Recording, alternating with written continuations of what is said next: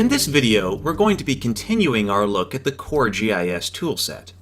We've just finished looking at the two different ways you can systematically make selections in GIS, and realize that there's a tremendous amount of power that you can have at your fingertips, even if those were the only two tool sets or tools in the set that you knew. But in this video, we're going to take a look at table joins. Table joins are a great way to attach new data to a shapefile or other GIS vector data file in a very efficient way. If you've been going through this video series, then you may have worked with table joins before. You may have already executed one when you were learning how to create choropleth maps. And what you may have done was take a table of data that was obtained from some other source, such as the US Census, and attached it to a shapefile that you already had. And that is indeed the basic idea. You're not stuck with just whatever attribute information happens to be in whatever shapefile that you find. You can bring in new tabular data that you want to the shapefile, and as it happens, storing table data or storing data in table format is a very common way to store data, and so you can certainly find a lot of it that way. If you have a shapefile of the US states, or the counties in the United States, or of all of the countries of the world, or other administrative districts across the planet, there are all kinds of data that you could attach to it in order to do some different kind of analysis, or even just visualize that information as a choropleth map or some other kind of thematic map. So if you have a vector data file and then some other type of table information, you can, or you may be able to join those two together through the use of a table join. So let's talk about the theory behind making a table join. Most GIS programs will recognize what I consider, or I'm calling here, a freestanding table of data. We know that tables can be linked to a geometry file as an attribute table in a shapefile, as an example. But all tables don't have to be part of a vector GIS data file. You can just have a table of data. This might be a freestanding .dbf file, and it may also be a spreadsheet file format. Some GIS programs today are increasingly capable of recognizing just straight up spreadsheet file formats and don't have to have explicitly the standalone .dbf or other flat database format. But at any rate, we'll talk about when it's appropriate to store data as these freestanding tables rather than as part of the shapefile or other GIS vector data file attribute table in an upcoming video. But the idea here is that you take one of these freestanding tables and then make a join between it and the attribute table in your vector data file. In order to make this happen, you have to have what is called a key in both tables. A key is a field that contains a unique identifier for every feature in the data file. This is very important. The key field in some vector GIS data file provides a unique identifier for each feature in the file. And there's actually a tremendous amount that we could say on this subject. And if you took a dedicated course in geodatabases or databases in general, even if they're not spatial databases, then you would go into this subject in a lot of detail. But let me just give you some of the high points for what you need to know in order to execute the table join. For example, let's take the circumstance where we have all of the countries of the world and a column that tells you what continent the country is on. So obviously this field about which continent the country is on is not going to be a key field because we can't uniquely identify the countries of the world based on which continent they're on, perhaps with the single exception of Australia, but the key must be able to uniquely identify all of the features in the file in order to be a key. So obviously we can't uniquely identify all of the countries by what continent they're on, so it's out as a key. Maybe we also have all of the population information for each country, and it might very well be the case that each country has a different population. So the population numbers may be unique in that field, but the population is going to change. Populations of countries change. So that field wouldn't be a stable, unique identifier. Plus, in order to make these joins work, the key field is going to have to be present in the data that's going to be joined, as well as in the data file that you're joining it to. And it's probably not going to be the case that the data file that you're going to be joining to, for example, some vector GIS data file, is also going to have a population field with the exact same information in it anyway. So it's just not going to be one that's going to be effective for us to make a join based on. So it may seem obvious to you that if you're looking at this sort of situation, that the name of the country in this case might be the key field. It's probably pretty easy to think of situations where you might have a vector GIS data file that shows all of the countries of the world, and then some other data table that contains some other information about the countries. And then you could ask the computer to execute a table join between the attribute table and the standalone data table based on the name of each country. You would want to identify which field was the same in the attribute table and the standalone data table that uniquely identifies each feature, and you use that as the key field, and that's the one that you execute the join based on. Then the computer would be able to match all of the entries in the key field and append the standalone data table to the attribute table. The key fields do have to be exactly the same, though, and this includes making sure that all of the spelling is accurate, that there aren't extraneous spaces in one of them, that capitalization is consistent, and so forth. Most software packages are going to be very finicky about this, and when I have students that say that they're not able to successfully execute a table join, most of the time in different software packages it's because of some small little thing that has to do with getting the key fields to line up. There are some extra spaces that you don't just visually see in one of the fields that shouldn't be there. You've got to remove those in order to make the join work. Or there's some formatting issue with a field. Those kinds of small things, at least today, still very much matter. And so you have to really take care to make sure that the key fields are really the same. I mean, even sometimes I've had students try to execute a join of information about the U.S. states with a data table about the United States states, but the shapefile would have a column that had the name of each state written in it. And then when I looked at the table that they were trying to join to, the table just had the two-character abbreviation for each state. And of course, that's not going to work. They're trying to join the data sets based on those two columns and not having any success because the computer doesn't know, for instance, that Alabama is the same as AL. So you've got to have the same thing in both your vector data file in the attribute table, as well as in the standalone data table that you're going to make the join based on. Now, as a word of warning, especially if you're going to be getting further into this and you want to go further into the design and management of geospatial information, and you're really trying to design a robust GIS data set, and you're getting into the theory here, you're going to be discouraged from using the name of the country as a key field. And this is because the names of the countries can change. A country can change its name very easily, but that doesn't mean that it's a new country. Each country is free to change its name at will. But if you change the name of the country and you're using the names of the country as your key field to do a bunch of data joins on, then you're going to have to change that key field in all of the tables in order to get the join to continue to execute and function properly. So the recommendation here is that you should ideally establish a unique and arbitrary identifier for each feature in your data files.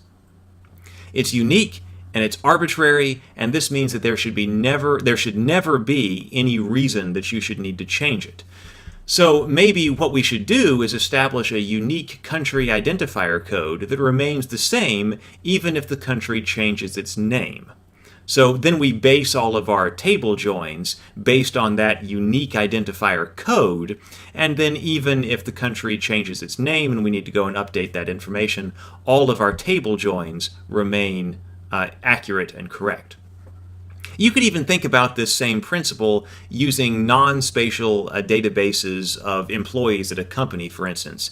If you're trying to set up a bunch of table joins based on the employees in a company, then it may seem like the employee's name would be a great unique identifier for each employee. And this may seem like a good idea, but it's really not, and that's because people's names can change. People get married, for instance, and then their name changes, but it's still the same person. We don't want just because one of our employees changed their name to disrupt all of the table joins in our database.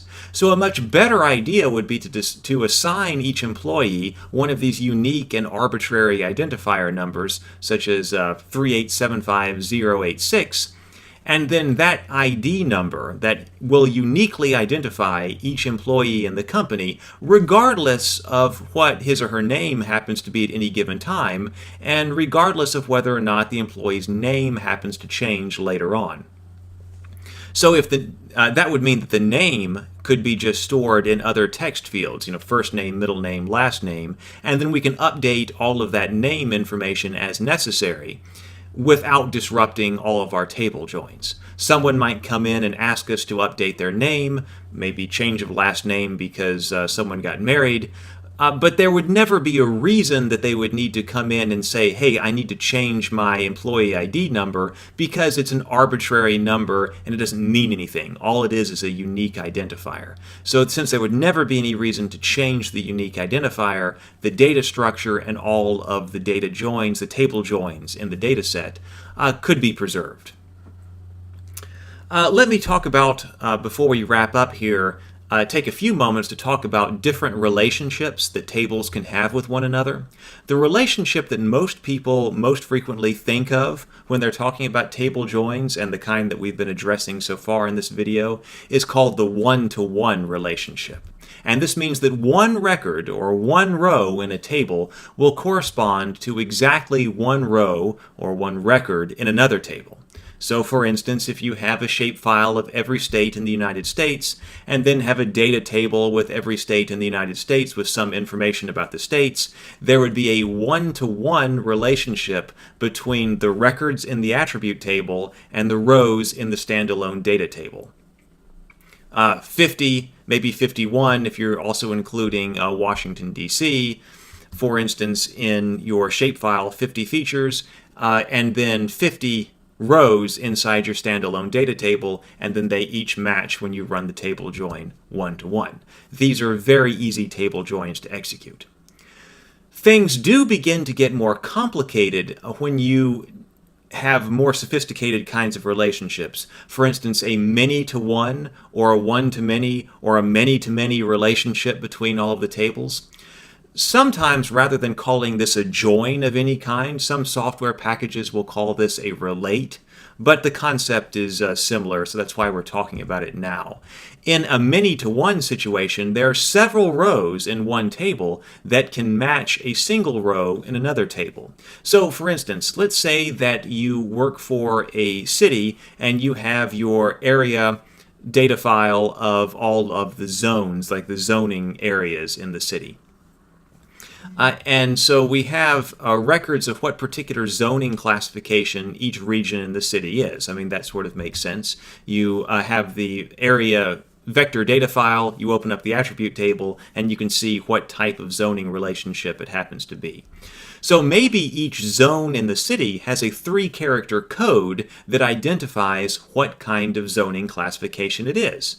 There may very well be several different areas, or maybe several different polygons, if you want to think about it that way, that happen to have the same zoning code. Okay, that makes sense. There could be 2 or 3 or 4 or maybe more different regions within the city that all happen to be residential areas. Or maybe there might be 2 or 3 or 4 different areas that are all commercial, and so forth. So you might expect for the codes for residential or commercial to show up more than one time in the attribute table. But then there's another table. There's a standalone data table that explains what each code means, and that perhaps even gives a much more sophisticated explanation of what each one of those little 3-character codes means. This would actually be excellent data practice because you're reducing the number of times that you're storing the same data. There may be several of those polygons that all represent commercial areas, and we can designate a commercial area in the attribute table by the use of, for maybe example, the 3-character code COM. But I don't need to store the explanation for the COM code more than once. I can just put that into a separate data table so that people know that every time they see COM, they know that it stands for commercial when they reference this other table, and then maybe there is some other explanation in the table as well that goes into a bit more detail about what commercial means in the context of my particular city zoning ordinances. So I can put that information into a separate table, and then if I need to, I can make a one-to-many join or many-to-one join based on that information. There may be many features in my vector data file that match up to the one row in that standalone data table. There is actually a lot that could be said about this particular kind of data management. We don't have enough time in this course to get into it in great detail, but being able to very efficiently store and manage data like this is very important, and in fact it's its own specialization within GIS. I see job opportunities all the time for people who can create and manage geospatial databases, and especially at commercial or enterprise levels. But I'll have to talk about all of that in a dedicated course in geospatial database design. What's important here is to realize that I'm following what I call the golden rule of data management, or information management, and that is to only store information once. So I'm only storing the descriptions of that COM code once, and I'm only storing the more sophisticated or more elaborate explanations of those codes once.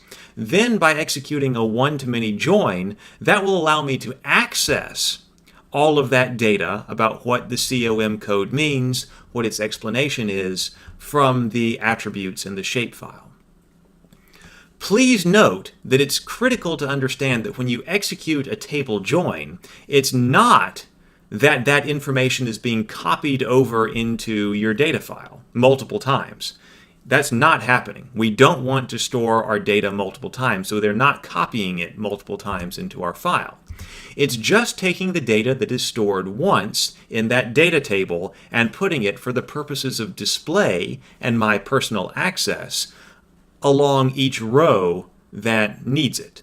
So the table join, this particular one-to-many table join, is just about displaying information in multiple places that is in fact only stored in one place. So there are different ways to do one-to-many joins, sometimes called relates, as we said, and there are also ways to do this with many-to-many relationships between records in data tables. But I don't have time to get into all of that for the purposes of this video. If you're really interested in managing information like that, we'll have to get into it in a dedicated geospatial databases class. But let me speak for a moment before I close on a practical part of executing a table join. It is often the case in introductory GIS labs and that kind of environment, when students are working with a software package like ArcGIS, that the students will execute a join between a shapefile and some data table in a project. You know, they're working in a project environment, and everything seems like it's working out just fine. Then they close everything out. They close out their project, and they don't save it. Then later they open up a new project, a blank project file, and they just want to add the shapefile so they can go about some kind of analysis or making a map. And they notice that the data that they joined from the table is not there, and they don't understand why. And that's because joins do not permanently attach data from the standalone data table to the vector data file. In the case of ArcGIS, when you're dealing with ArcMap projects, the table join, is only there for the purposes of the particular project. It does not make that table data a permanent part of a shapefile or a feature class. If the student had saved the entire project and then reopened the project, then the join would still be there. That's part of what's saved when a ArcMap project is saved. But this is why students often get confused on this subject in the beginning. When they execute that join, I found that many of them expect for that data to become a permanent part of the vector data file, and it doesn't.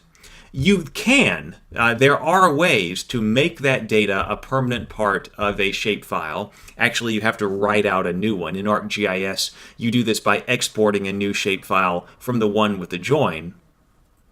And that's what many people want to have happened when they first executed the join and when they're getting started. But there are actually very good reasons why you don't want your data table to be permanently joined to your shapefile when you're making this join. And that really gets into the theory of the table join for data management. And really when you're using multiple joins, or really when using multiple table joins are really at their best for data management. And so we'll talk about those situations in the next video.